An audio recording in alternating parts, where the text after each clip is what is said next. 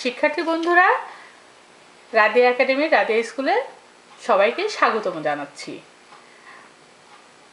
আজকে আমরা ব্যঞ্জন বর্ণর প্রকারভেদগুলো জেনে নিব। তাহলে এসো আমরা সবাই মিলে ব্যঞ্জন বর্ণের প্রকারভেদ সম্পর্কে ভালোভাবে জেনে নিই। ব্যঞ্জন বর্ণ আমরা কিন্তু ক থেকে চন্দ্রবিন্দু পর্যন্ত ব্যঞ্জন বর্ণ জানি, ঠিক আছে?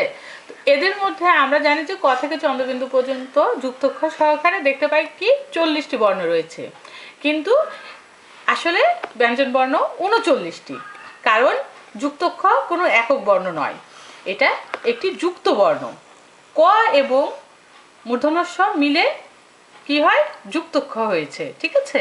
এই জন্য যুক্তাক্ষরকে একক বর্ণ নয় বলে আমরা ব্যঞ্জন বর্ণকে মোট 39টি বলে থাকি।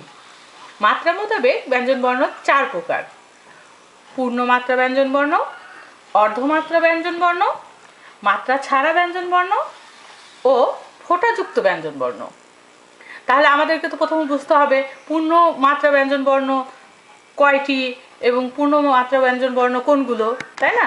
পূর্ণমাত্রা ব্যঞ্জন বর্ণ 26টি, যথা ক, ঘ, চ, ছ, বর্গীয় জ, ঝ,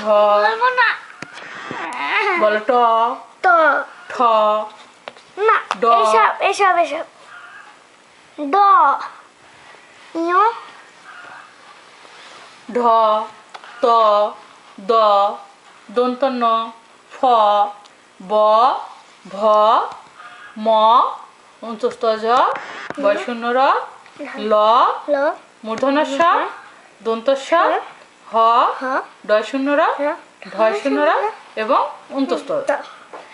এই 26টি হলো পূর্ণমাত্রা ব্যঞ্জন বর্ণ। এখানে প্রত্যেকটাতেই পুরো মাত্রা রয়েছে, ঠিক আছে? আর অর্ধমাত্রার বর্ণ রয়েছে 7টি। কোনগুলো বলো?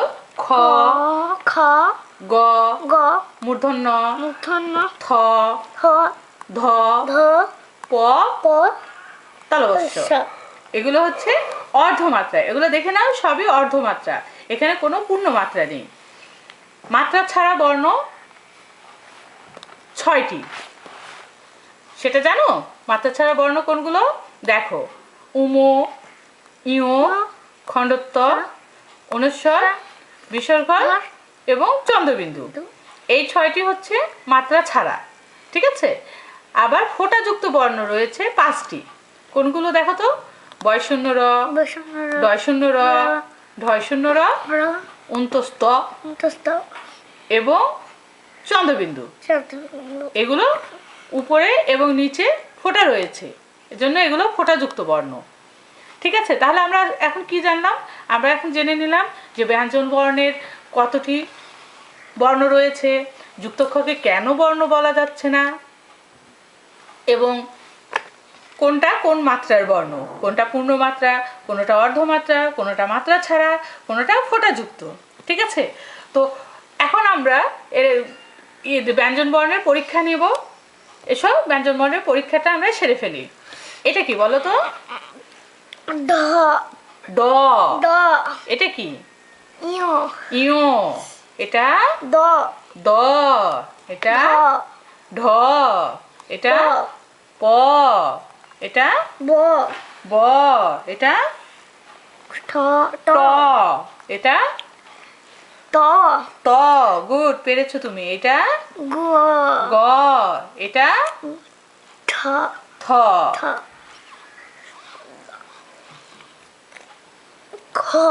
এটা খ, এটা ম, এটা ফ, এটা ইয়, এটা ঢয়শূন্য র,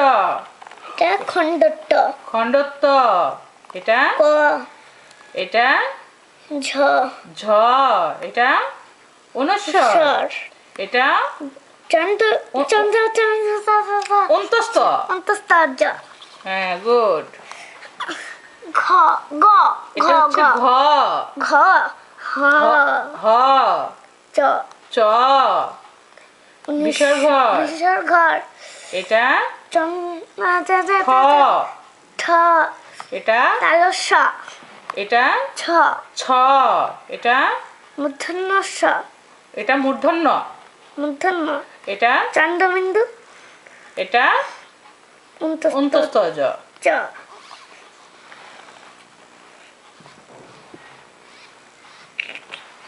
এটা বর্গীয় জ। বর্গীয় জ।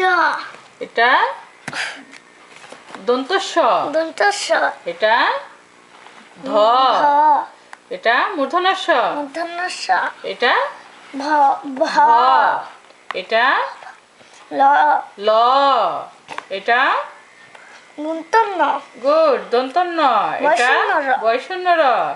এটা ডয়শূন্য র এবং এটা যুক্তক্ষ। তাহলে আমরা কি শিখলাম?